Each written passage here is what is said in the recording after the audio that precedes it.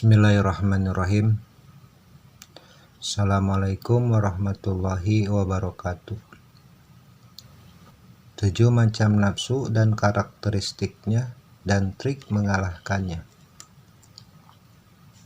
Setiap manusia tentu memiliki nafsu yang menjadi dasar atas segala urusan atau perbuatan yang dilakukannya. Entah itu perbuatan baik atau itu perbuatan buruk, seperti bahaya nafsu dalam Islam. Nafsu seringkali diidentikan dengan segala yang buruk, seperti seseorang yang emosional atau hasrat yang berhubungan dengan seksual. Sebenarnya nafsu itu sangatlah luas dan mencakup berbagai hal. Nah, sahabat sekalian, untuk memahaminya lebih lanjut, mari kita bahas tentang jenis-jenis nafsu dalam Islam beserta penjelasannya. Menurut Imam Ghazali, ketika kita beribadah kepada Allah Subhanahu wa Ta'ala, abid atau orang yang beribadah mesti disibukkan oleh penghalang-penghalang yang terdiri dari 4 macam. Artinya seseorang yang ingin dekat ke Allah itu pasti ada saja yang menghalangi supaya dia dekat ke Allah. Pertama dunia, 2 makhluk, ketiga setan, dan nafsu. Bahkan Imam Al-Ghazali menegaskan bahwa seorang abid atau seorang yang beribadah itu wajib menghilangkan penghalang-penghalang itu, yaitu dunia, makhluk, setan, serta nafsu yang ada pada dirinya dengan cara apapun supaya sampai kepada yang ia maksud. Di antaranya metode yang diberikan oleh Imam Al-Ghazali supaya kita dapat menghilangkan penghalang-penghalang dekatnya kita ke Allah adalah dengan cara zuhud pada dunia, mengasingkan diri dari makhluk, memerangi setan, serta kita pun berusaha mengalahkan hawa nafsu. Namun Imam Al-Ghazali mengakui bahwa nafsu merupakan yang paling berat dan paling dahsyat dari penghalang-penghalang tersebut. Ia tidak mampu dikalahkan dengan satu kali saja atau satu tindakan saja. Oleh karena itu, tentu kita perlu cara atau trik khusus yang dapat mengalahkan nafsu dengan lebih mudah. Trik adalah akal muslihat yang menemui solusi, baik untuk keluar dari permasalahan yang rumit atau permasalahan yang tidak rumit. Menghadapi tantangan yang berat seperti nafsu memang harus menggunakan trik yang jitu.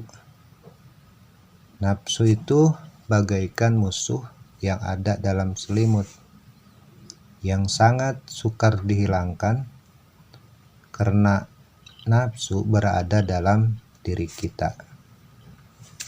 Namun sebelum menelusuri lebih jauh, kita harus lebih jelas mengetahui terlebih dahulu mengenai hakikat nafsu yang dimaksud di sini. Hakikat nafsu yang dimaksud adalah suatu unsur atau sesuatu esensi yang ada pada manusia yang membawa kepada kuat, baik kuat marah atau kuat syahwat. Dengan bahasa lain sering disebut dengan istilah nafsu amarah. Nafsu dengan pengertian tersebut adalah tidak akan kembali dan menjauh Allah Subhanahu wa Ta'ala. Karena nafsu jenis ini ialah nafsu yang merupakan bagian dari tentaranya setan. Ketahuilah nafsu itu ada 7 macam jika dilihat dari sisi karakteristiknya. Namun dari sisi eksistensinya, nafsu itu tetap hanya satu saja. Apa saja jenis atau 7 macam, 7 jenis nafsu jika dilihat dari karakternya? Pertama, ada yang disebut dengan nafsu amarah, yaitu nafsu yang selalu mendorong manusia kepada keburukan atau kemaksiatan, atau supaya manusia jauh atau tidak melaksanakan perintah Allah. Bahkan nafsu ini mendorong kita melawan larangan Allah. Intinya nafsu ini selalu bersebangan dengan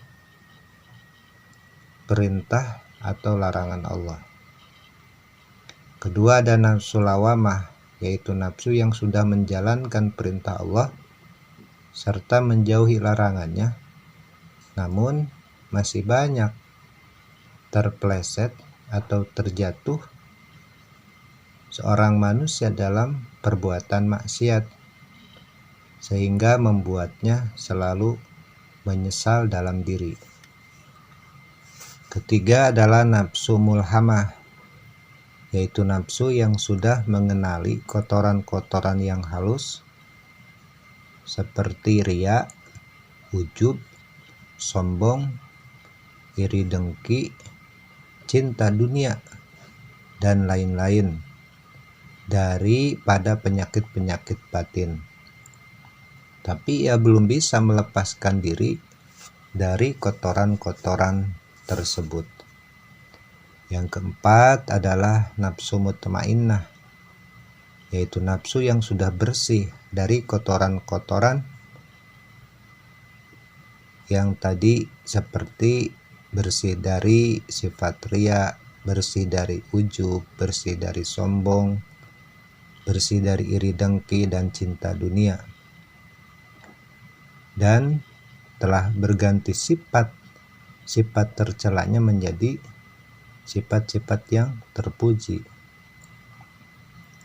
Ia sudah berakhlak dengan akhlaknya yang diajarkan Allah, yang jamaliyah berupa kasih sayang, lemah lembut, kemuliaan, dermawan, dan sebagainya.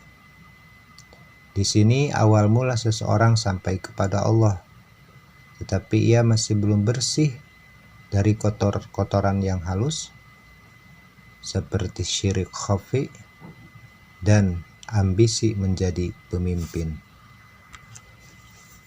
Kelima, ada yang disebut nafsu radiyah, yaitu nafsu yang telah sampai makom fana, tetapi ia masih melihat dirinya telah fana sehingga dapat membawanya kepada riya. Keenam, ada nafsu mardiyah, yaitu nafsu yang telah fana dari fana dan sudah tenggelam dalam lautan tauhid. Ketujuh adalah nafsu kamilah, yaitu nafsu yang sudah sempurna atau nafsu yang kamil.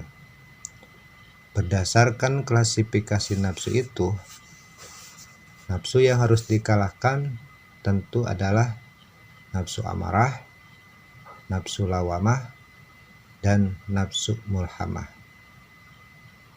Dan sisanya yang 4 mesti kita jaga secara baik. 3 nafsu tersebut tidak masuk dalam panggilan Allah Subhanahu wa Ta'ala. Hai jiwa mutmainnah atau jiwa yang tenang, kembalilah kepada Tuhanmu dengan hati yang puas lagi diridhoinya, maka masuklah ke dalam jam'ah hamba-hambaku, masuklah ke dalam surgaku. Itu firman Allah yang terdapat pada surat Al-Fajr ayat 27 hingga 30. Tentu saja hal ini mengisyaratkan bahwa 3 nafsu tersebut masih jauh dari Allah Subhanahu wa Ta'ala, sehingga belum mendapat panggilannya. Dalam ayat ini Allah hanya memanggil nafsu mutmainnah, nafsu radiyah, nafsu mardiyah, dan nafsu kamilah. Karena itu 3 nafsu itu harus dikalahkan supaya mendapat panggilan Allah dan menjadi orang yang sukses baik di dunia maupun di akhirat. 3 nafsu yang mesti kita arahkan adalah nafsu amarah, lawamah, serta mulhamah ini yang membuat orang-orang dalam ibadahnya menjadi gagal atau ibadahnya tidak sempurna. Dengan demikian, kewajiban orang-orang yang baik harus mampu mengalahkan nafsu jahat tersebut agar ia bisa menjalankan ibadah yang diperintahkan Allah dengan cara baik. Bagaimana cara kita mengalahkan hawa nafsu? Sebagaimana dikatakan oleh Imam Al-Ghazali bahwa mengalahkan nafsu bukan perkara yang mudah. Tentu mesti ada trik khusus untuk mengalahkan 3 nafsu tersebut, di mana trik ini sudah teruji oleh orang-orang yang sufi dalam jihad mereka menguasai hawa nafsunya. Di antaranya apa yang digambarkan oleh Ibnu Athaillah, sang pengarang kitab Al-Hikam. Beliau adalah ulama yang sangat produktif, banyak menghasilkan kitab-kitab di bidang tasawuf, tafsir, akidah, hadis, nahwu, dan usul fikih. Beliau mengatakan cara mengalahkan hawa nafsu adalah dengan cara mengenali nafsu lebih dahulu. Mengenali ajakan nafsu adalah dengan cara membedakan antara ajakan nafsu dan ajakan Allah. Ibnu Athaillah berkata, apabila ada 2 hal yang tidak jelas bagimu, lihatlah mana di antara keduanya yang paling berat bagi nafsu. Lalu ikutilah ia, karena tidaklah terasa berat bagi nafsu kecuali sesuatu yang benar. Dari kalam hikmah itu terlihat perbedaan antara ajakan Allah dengan ajakan hawa nafsu. Ajakan Allah adalah yang lebih berat dikerjakannya oleh nafsu, sedangkan ajakan yang sifatnya nafsu lebih ringan dikerjakannya. Dalam aktivitas sehari-hari kita selalu dililit oleh 2 hal yang kabur, yang samar bagi kita. Apakah melakukannya atau meninggalkannya?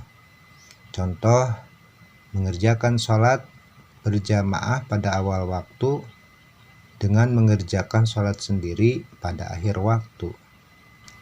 Mengerjakan sholat berjamaah pada awal waktu sangat berat bagi nafsu karena mengganggu kesantaiannya atau kelalaiannya dan kesenangan atau aktivitas duniawinya. Karena itulah ikutilah ajakan Allah dan palingkan dirimu dari ajakan nafsu secara tegas dan kuat. Ajakan nafsu tidak hanya pada yang jelas berlawanan dengan syariat, tapi terkadang juga ada dalam ibadah yang sukar dikenali oleh umum manusia. Dalam hal ini Ibnu Athaillah berkata, di antara tanda mengikuti hawa nafsu adalah bergegas melakukan amal sunnah namun malas menaikkan amalan wajib. Sebagai contoh, seseorang senang melaksanakan sholat duha. Tiap hari ia kerjakan di waktu-waktu duha, tetapi dia melaksanakan ibadah wajib di akhir-akhir waktu. Banyak orang malas dan berat melakukan amal-amalan wajib karena umumnya manusia melakukannya. Maka nafsu merasa tidak ada sesuatu yang lebih yang beda dengan yang lainnya untuk mendapatkan pujian. Dengan demikian, trik mengalahkan nafsu adalah mengikuti yang lebih berat dikerjakan dan berpaling dengan tegas dari yang lebih ringan dikerjakannya. Mendahulukan yang lebih kuat hukumnya dari yang lebih ringan hukumnya, walaupun banyak kelebihannya. Maka mari dalam kehidupan kita ini kita gunakan trik tersebut supaya kita bisa mengalahkan hawa nafsu agar ibadah kita atau taqarrub kita lebih dekat lagi kepada Allah Subhanahu wa taala seperti apa yang digambarkan oleh Allah dalam firman-Nya di surat Al-Fajr ayat 27 sampai 30. Mudah-mudahan bermanfaat. Wassalamualaikum warahmatullahi wabarakatuh.